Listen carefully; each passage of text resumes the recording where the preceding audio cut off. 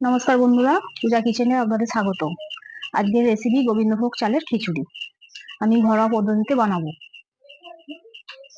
খিচুড়ি বানানোর উপকরণটা আমি বলে দিচ্ছি। ডাল নিয়েছি 100 গ্রাম মতো, মুগের ডাল 100 গ্রাম মতো নিয়েছি।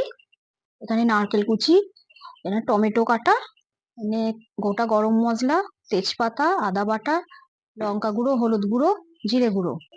এখানে সর্ষের তেল নিয়েছি, ঘি নিয়েছি, লবণ, কাঁচা লঙ্কা, এখানে কুমড়ো কেটে নিয়েছি, আলু কুচিয়ে নিয়েছি।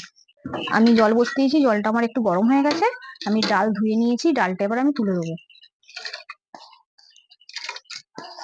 ডালটা এবার আমি একটু সেদ্ধ করে নেব।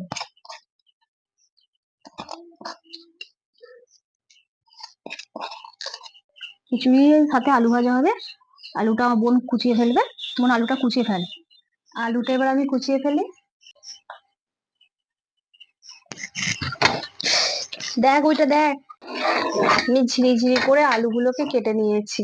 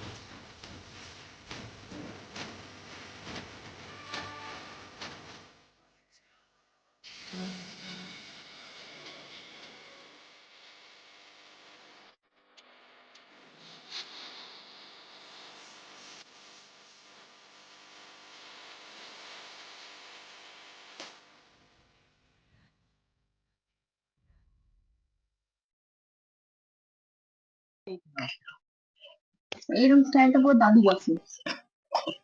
বল। ফাটাফাটি, খুব সুন্দর হয়েছে।